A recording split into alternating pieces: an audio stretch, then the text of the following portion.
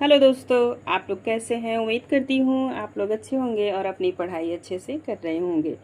आप सभी का आपके अपने चैनल रिद्धिका हिंदी एकेडमी में स्वागत है। आइए दोस्तों, आज चलते हैं प्रश्नोत्तरी की तरफ। कुल प्रश्न जो है वो 75 है दोस्तों। हम प्रश्नों को अच्छे से देखने का प्रयास करेंगे। आइए चलते हैं। पहला प्रश्न आपके स्क्रीन पे है। आप इनको यदि लगाए होंगे तो आपको पता होगा। तो आइए चलते हैं इन प्रश्नों की तरफ। प्रश्नों को नेचर को देखेंगे, फिर जितनी व्याख्या हो सकेगी फटाफट करते चलेंगे। इनमें से कौन सी ध्वनि संयुक्त व्यंजन है? तो ये इसका होगा डी। क्या, ट और च। ये द्वितीय वर्ण है दोस्तों, ये भी द्वितीय वर्ण है। और ट को आप लोग जानते हैं और अ होगा। और क्यों होगा? ये संयुक्त व्यंजन अ प्लस ओ बराबर औ। ठीक है, तो दो लोगों के योग से बना है, संयुक्त है। दूसरा प्रश्न है, निम्नलिखित में से किस भाषा को संविधान की अष्टम सूची में शामिल नहीं किया गया है? आप सभी जानते हैं अष्टम अनुसूची में कुल जो शुरुआती थी उसमें 14 भाषाएं थी। बाद में एक बार जो है कि 4 भाषा को जोड़ा गया, एक बार 3 को, फिर ये कुल भाषाएं कितनी हो गई? 22। तो जिसमें से पूछ रहा है प्रश्न कि सम्मिलित नहीं है। डोगरी भी सम्मिलित है और मणिपुरी भी है, छत्तीसगढ़ी भी है। तो इसमें मैथिली सम्मिलित नहीं है। ठीक है दोस्तों, आइए चलते हैं प्रश्न नंबर 3 की तरफ। पुष्पदंत की प्रबल प्रबंध रचना कौन सी है? ऋठ ड़ेव चरिव, पयुम चरिव, ड़य कुमार चरिव, भविष्यत कहा। तो आप लोग इनका उत्तर बताएं फटाफट। प्रश्न अच्छे हैं दोस्तों। ठीक है, ड़य कुमार चरिव।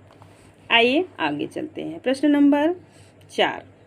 ब्रह्मणे ही ड़जाड़त ही भेऊ, ए वही पढ़ियऊ, ए चौ बेऊ, मट्ठी पाणी कुल कुस लई पढ़त, घर ही बैसी अग्नि हुड़ंत। ठीक है, आप लोग जानते होंगे ये किस समय की भाषा लिखी हुई है दोस्तों। तो इनको पढ़ने में थोड़ी प्रॉब्लम होती है, लेकिन हम पंक्ति के माध्यम से समझने का प्रयास करेंगे कि ये पंक्ति किसकी है। ठीक है, तो ये पंक्ति सरप्पा की है। आप कमेंट के माध्यम से बताएंगे सरप्पा को कौन प्रथम कवि माने हैं। आइए प्रश्न नंबर 5 पे चलते हैं। मुसलमान अनुयायी कबीर को किन का शिष्य मानते हैं? जो मुसलमान अनुयायी हैं, मतलब कबीरदास जी को कुछ लोग मानते हैं कि ये जो है बनारस में शिक्षा दीक्षा लिए थे, वहाँ इनके गुरु थे। लेकिन कुछ जो है कि मुसलमान अनुयायी हैं वो क्या मानते हैं कि इनके गुरु कौन थे? तो शेख तकी। ठीक है, मुसलमान अनुयायी मानते हैं शेख तकी। आइए आगे चलते हैं। फोर्ट विलियम कॉलेज के किस शिक्षक के माध्यम से हिंदी भाषा की पाठ्य पुस्तकों का प्रकाशन आरंभ हुआ था? तो इसका आप लोग आंसर बताइए। तो कि कौन किया था? गिल क्राइस्ट। आइए आगे चलते हैं। संशय यात्मा किस कवि की रचना है? ये प्रश्न बहुत बार परीक्षा में आया हुआ है।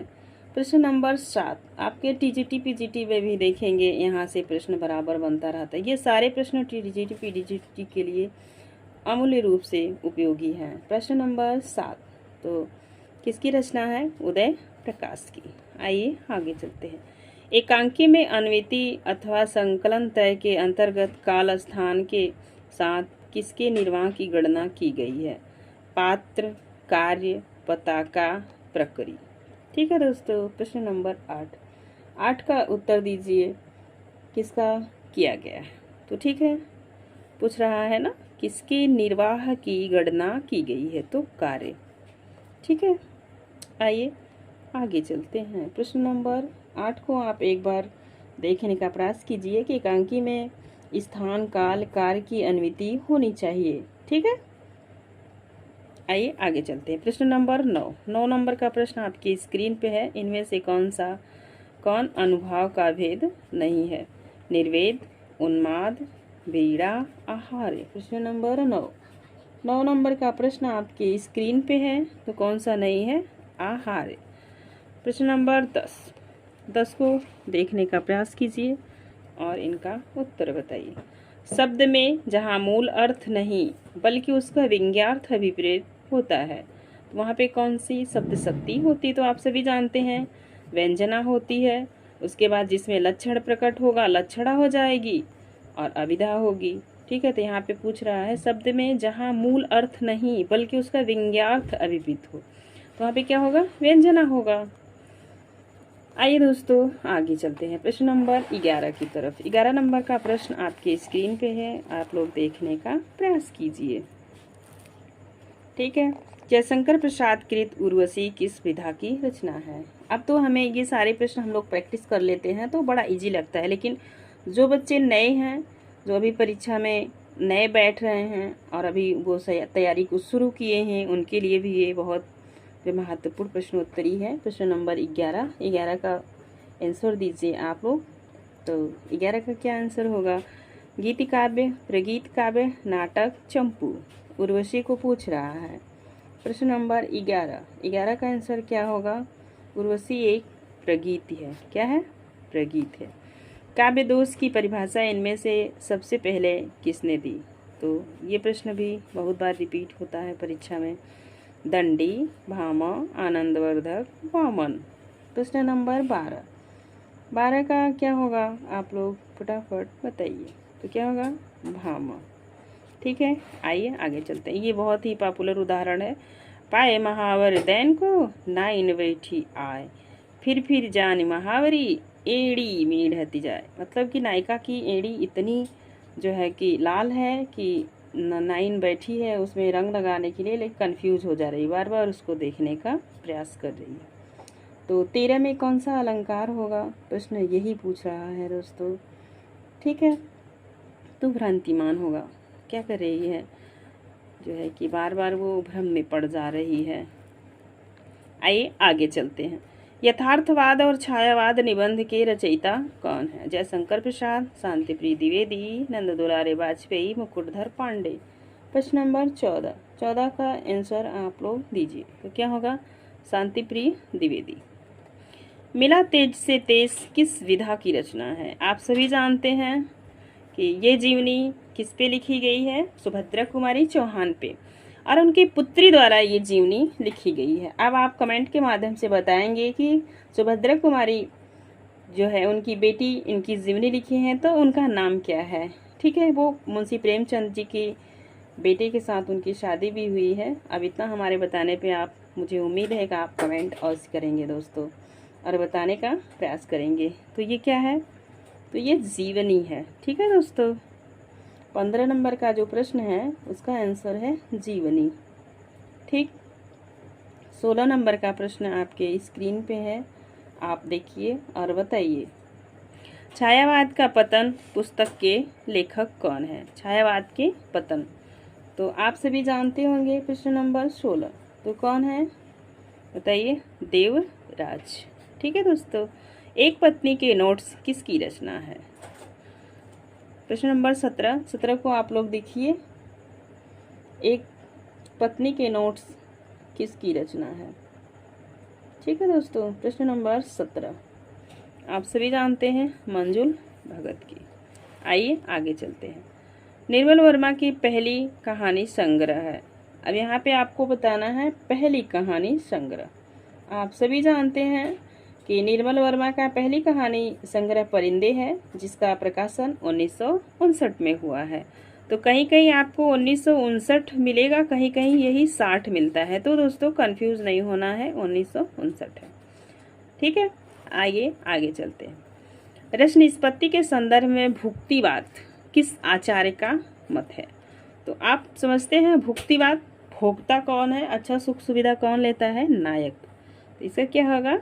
भट्ट नायक। राजा जो होते हैं वही तो सारे भोग भोगते हैं।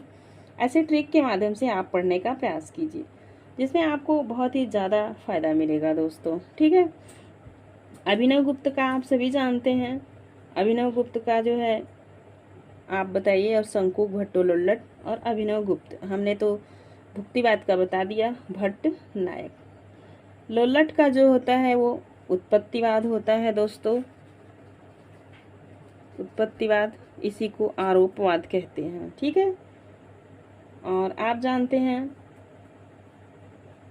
या आरोपवाद कहते हैं। आचार्य शंकुक का अनुमितिवाद है। शंकुक का अनुमितिवाद है। आप देखेंगे अभिनव गुप्त का अभिनव गुप्त का देखेंगे तो इनका क्या है, अभिव्यक्तिवाद। अभिव्यक्तिवाद। ठीक है दोस्तों, मैं तो ऐसे लिख दिया, आप इसे साफ सुथरा लिख लेंगे। प्रश्न नंबर 20 का उत्तर दीजिए। प्रश्न नंबर 20। ठीक है, आइए आगे चलते हैं और प्रश्नों का नेचर देखने का प्रयास कीजिए। स्वरभंग किस प्रकार का अनुभव है? तो क्या है, वाचिक है। ठीक है, आगे चलेंगे। प्रश्न नंबर 21 नंबर का प्रश्न आपकी स्क्रीन पे है दोस्तों, आप इनका उत्तर देने का प्रयास कीजिए। जयशंकर प्रसाद के किस नाटक का पात्र सर्वनाग है? यही प्रश्न जो है कि यूजीसी नेट ने दोबारा 2019 में पूछ लिया था। आप देखेंगे प्रश्न नंबर 21। ठीक है, 21 नंबर का प्रश्न आपके स्क्रीन पे है। जयशंकर प्रसाद के नाटक स्कंदगुप्त का जो है कि पात्र सर्वनाग है। किसका पात्र है? स्कंदगुप्त का। आइए आगे चलते हैं। प्रश्न नंबर 22, निम्नलिखित में से कौन सा नाटक स्त्री समस्या से संबंधित नहीं है? प्रश्न को आजकल नहीं वाला फॉर्म बहुत ज़्यादा किया जा रहा है, तो हमें ध्यान देने की ज़रूरत है कौन सा नहीं है। अंधा कुआं, साच कहूँ तो, चिंदियों की एक झालर, नेपथ्य राग। प्रश्न नंबर 22 का उत्तर दीजिए, क्या होगा? सी, साच कहूँ तो। ठीक है, प्रश्न नंबर 23 आपकी स्क्रीन पे है, आप इनका उत्तर दीजिए। अंत हाजिर हो किस महिला नाटककार की रचना है? शांति मेहरोत्रा। आगे देखिए आप लोग, अंत हाजिर हो किस महिला की नाट्यकार की रचना है? प्रश्न नंबर 23। ठीक है, तो ये किसका है? मृणाल पांडे का है कि त्रिपुरारी शर्मा का है कि शांति मेहरोत्रा है? तो ये किसका है? मीराकांत का है। हम दीवानों की क्या हस्ती, आज यहाँ कल वहाँ चले, काव्य पंक्ति किस कवि की है? ठीक है दोस्तों, आप लोग प्रश्न का उत्तर दीजिए। प्रश्न नंबर 24, तो ये पंक्ति किसकी है? आप लोग बताइए। पंक्ति बालकृष्ण शर्मा नवीन की है। बात बोलेगी हम नहीं भेद खोलेगी, बात ही क्या, पंक्ति किसकी है? ठीक है, 25 नंबर का प्रश्न आपके स्क्रीन पे है और आप इनका उत्तर दीजिए। ठीक है, तो क्या होगा? नागार्जुन त्रिलोकन शास्त्री, त्रिलोक चंद शास्त्री, शिवमंगल सिंह सुमन। तो क्या होगा? शमशेर बहादुर सिंह। आइए आगे चलते हैं। प्रश्न नंबर 26 नंबर का प्रश्न आपके स्क्रीन पे है दोस्तों, इनका उत्तर दीजिए। जन्म अवधि हम रूप निहारल, नयन न तिरुपति भेल। ये काव्य पंक्ति किसकी है? 26 नंबर का प्रश्न आपके स्क्रीन पे है दोस्तों, आप इनका उत्तर दीजिए। तो ये है मैथिली भाषा में रचित विद्यापति जी की। ठीक है, प्रश्न नंबर 27, रूप की आराधना का मार्ग आलिंगन नहीं तो और क्या है? इस काव्य की पंक्ति कौन सी है? प्रश्न नंबर 27 का आंसर क्या होगा?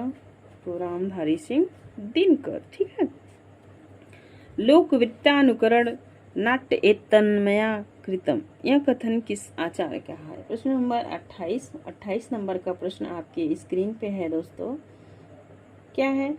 किसके द्वारा किया गया? अभिनव गुप्त, रामचंद्र गुड़चंद्र, धनंजय भरत।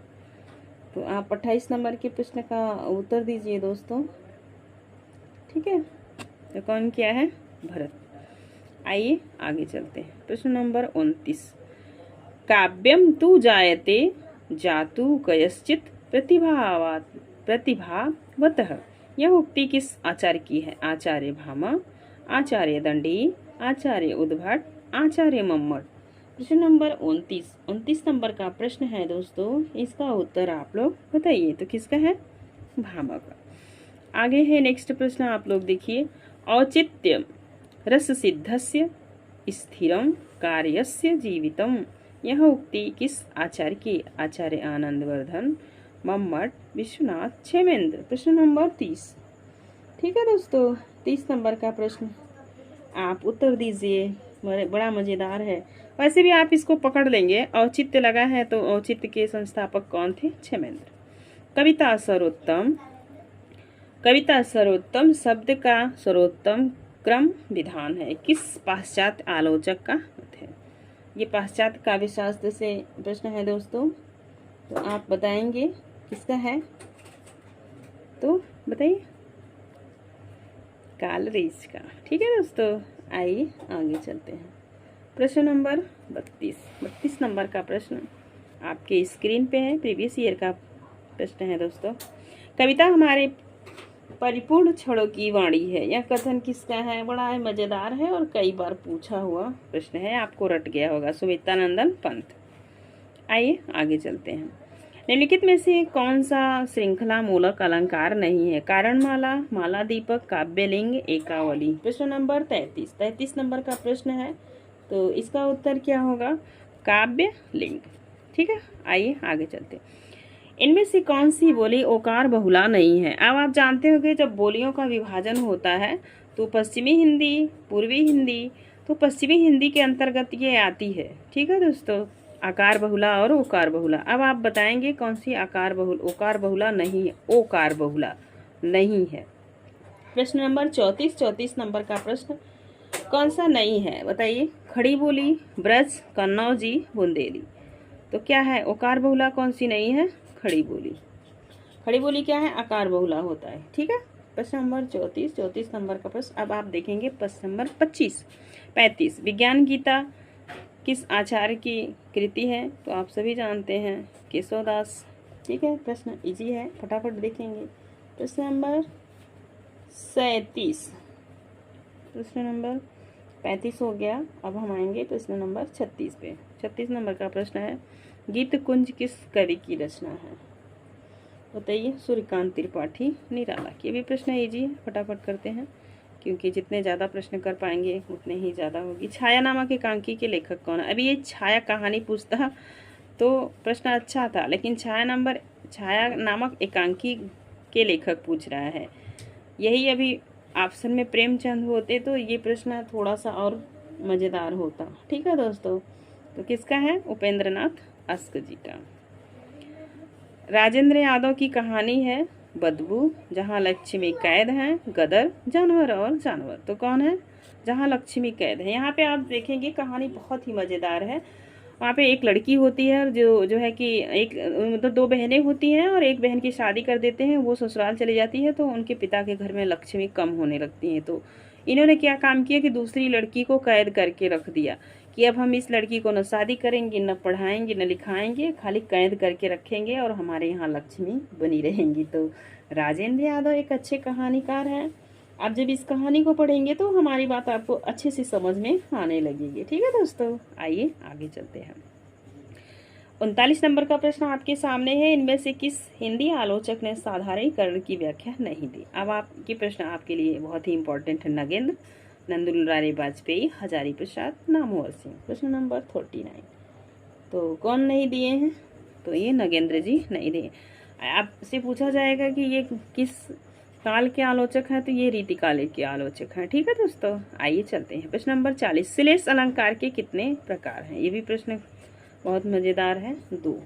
ठीक है, प्रश्न नंबर 40 नंबर का प्रश्न आपके स्क्रीन पे है। ये 2 प्रकार के अलंकार होते हैं, एक सभंग, ठीक है, और एक अभंग। ठीक है, 2 प्रकार के। आइए आगे चलते हैं। प्रश्न नंबर 40, ये आप प्रश्न का उत्तर दीजिए। ये प्रश्न और मज़ेदार है। प्रकाशन वर्ष के अनुसार इन उपन्यासों का सही अनुक्रम क्या है? तो प्रकाशन जो है जब प्रकाशित होती है रचना उसके अनुसार पूछ रहा है। ठीक है, 41 नंबर का प्रश्न है दोस्तों, इसका उत्तर होगा बी। अलका, राम रहीम, शेखर एक जीवनी, सिंह सेनापति। तो आप इन सब से परिचित होंगे। यही सिंह सेनापति जो है यही रचना आपको कंफ्यूज करेगी और आप देखेंगे कि कई जगह घुमा देता है प्रश्न को। ठीक है, तो 41 नंबर का प्रश्न है, निराला जी की रचना है अलका। तो इसका प्रकाशन हुआ था 1933 में। हम अच्छे छोटा छोटा लिख दे रहे हैं, आप इनको अच्छे से लिख लीजिएगा। राम रहीम राधिका रमन की रचना है 1937 में। ठीक है, 1937 में। शेखर एक जीवनी 1900 कहीं कहीं 40 दिया है, कहीं कहीं 41 दिया है दोस्तों। यहाँ पे आपको थोड़ा सा ध्यान देने की ज़रूरत है। ठीक है, प्रश्न नंबर 41, शेखर एक जीवनी अज्ञे की है और जो है कि सिंह सेनापति राहुल संकृत्यान का है। ठीक है दोस्तों, ये राहुल संकृत्यान का है, नई रचना है, आप इन्हें नोट करिएगा, ये परीक्षा में अलग से भी पूछी जा सकती है। तो प्रश्न नंबर 42, फणीश्वर नाथ रेणु के उपन्यास का प्रकाशन क्रम। रेणु के भी उपन्यास बहुत ज़्यादा इम्पॉर्टेंट है, इनका भी यदि आपको प्रकाशन वर्ष याद रहेगा तो ज़्यादा बेटर होगा। तो प्रश्न नंबर 42, मैला आंचल, परती परिकथा, दीर्घ जो है कि तपा, पलटू बाबू रोड। ठीक है, मैला आंचल। प्रश्न नंबर जो है कि 42 नंबर का प्रश्न है, इसका आंसर होगा, ठीक है दोस्तों, सी नंबर इधर है, आप देख पा रहे होंगे, यही घुमा फिरा के दिया है। तो सबसे पहले मैला आंचल आता है, फिर परती परिकथा, फिर दीर्घ तपा, फिर पलटू बाबू रोड। आइए आगे चलते हैं। प्रश्न नंबर 43, प्रकाशन वर्ष के अनुसार जयशंकर प्रसाद की कहानियों का सही अनुक्रम क्या है। यहाँ पे कहानी तो दिया ही है, लेकिन कहानी की जो है कि जिसमें बहुत सारी कहानियाँ इकट्ठा करके लिखी गई हैं उसको पूछा है। तो आप जानते हैं, बताइए। 43 नंबर का प्रश्न है, सबसे पहले होगा प्रतिध्वनि, आकाशदीप, आंधी, इंद्रजाल। ये कहानी संग्रह है दोस्तों, इसमें बहुत सारी कहानियाँ संग्रहित हैं। ठीक है, प्रश्न नंबर 43 का आप आंसर दीजिए। तो प्रतिध्वनि का प्रकाशन 1926 ईस्वी में हुआ है दोस्तों, और आकाशदीप का जो प्रकाशन है वो 1929 ईस्वी में हुआ है। ठीक है, हम थोड़ा सा ऐसे लिख दे रहे हैं, लेकिन आप साफ से लिख लीजिएगा। और जो है आकाशदीप के बाद आंधी है, आंधी 33 में है, 1933 में है। उसके बाद इंद्रजाल है। ठीक है, इंद्रजाल। कुछ बच्चों का प्रश्न होता है कि हम इनको कैसे याद करें, इनका क्रम जल्दी याद नहीं होता है, तो आपको यहाँ पे ध्यान देना है। और इंद्रजाल 1936 में है, यहीं पे इनकी मृत्यु भी हो चुकी थी। ठीक है, तो इंद्रजाल है इनका, तो आप याद रखेंगे। कफन भी 1936 में ही इन्होंने लिखा था। तो ऐसे आप बार बार लिखेंगे, आपको याद हो जाएगी। आइए प्रश्न नंबर 44, प्रकाशन वर्ष के अनुसार इन रचनाओं का सही अनुक्रम है। तो देखेंगे, यही आगे पीछे सब घुमा के दिया है। इतिहास तिमिर नाशक, साहित्य देवता, सीढ़ियों पे धूप, शिव शंभू के चिट्ठे। 44 नंबर का प्रश्न आपकी स्क्रीन पे है दोस्तों, आप इन्हें बताने का कष्ट करें और इनको अच्छे से याद भी करें। तो इसका क्या होगा, सी। तो सिर्फ होगा इतिहास तिमिर नाशक, शिव शंभू के चिट्ठे, साहित्य देवता, सीढ़ियों पर धूप। ठीक है, आइए आगे चलते हैं। प्रश्न नंबर 44, तो आप सभी जानते हैं रघुवीर सहाय का ये है सीढ़ियों पर धूप, यही आपको ज़्यादा परेशान करेगा, ये रघुवीर सहाय का है। ठीक है, आगे चलें और अगला प्रश्न देखें। प्रश्न नंबर 45 नंबर का प्रश्न आपकी स्क्रीन पे है दोस्तों, आप इनका उत्तर दीजिए। प्रकाशन वर्ष के अनुसार रामविलास शर्मा की कृतियों का सही अनुक्रम। आप सभी जानते हैं रामविलास शर्मा जी भी बहुत अच्छा काम किए हैं साहित्य जगत के क्षेत्र में। तो सबसे पहले देखिए बड़े भाई, तो आप जानते हैं बड़े भाई और किसकी रचना है। ठीक है, भारतेंदु युग और परंपरा का मूल्यांकन, भाषा और साहित्य और संस्कृति।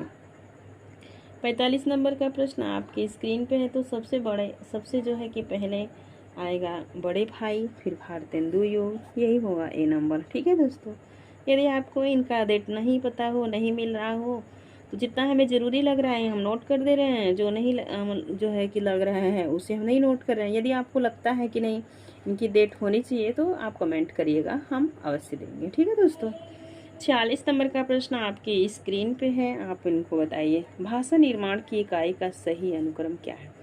सबसे पहले क्या आता है, शब्द आता है, क्या आता है, धन आता है, वाक्य आता है, पद आता है।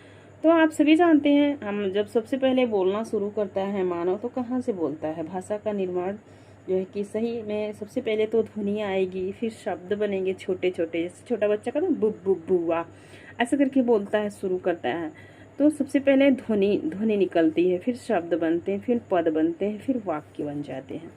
प्रश्न नंबर 47 नंबर का प्रश्न आपकी स्क्रीन पे है दोस्तों, इनका उत्तर देने का प्रयास कीजिए। निम्नलिखित में से उच्चारण स्थान के आधार पर कंठ से लेकर मुख विवर में उच्चरित व्यंजन ध्वनियों का सही अनुक्रम क्या है। तो कहाँ से शुरू होता है, वही प्रश्न आपसे पूछ रहा है। प्रश्न दोस्तों टीजीटी पीजीटी लेवल के लिए बहुत अच्छे हैं। कंठ, फिर तालु, फिर वत्स, फिर दंत, फिर ओठ। ठीक है।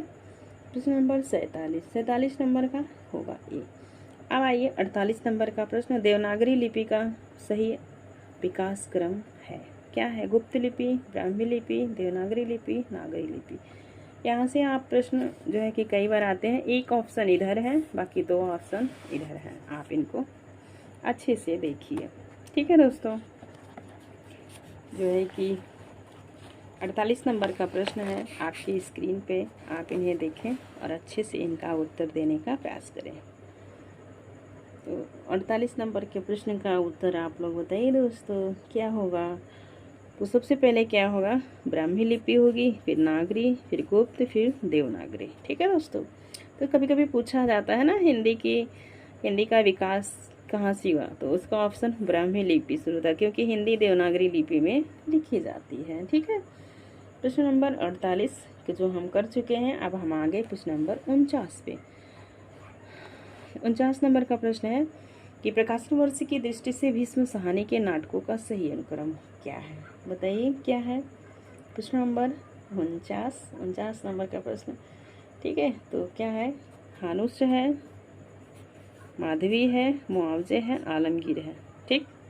अब आप अगर इनका डेट ना पता हो तो आप हानुस का कहाँ है? हानुस 1900, ठीक है, 77, माधवी 82, माधवी कहाँ है? 1982। फिर आ जाएगा आपका माधवी के बाद आ जाएगा मुआवजे 1993, मुआवजे 1993।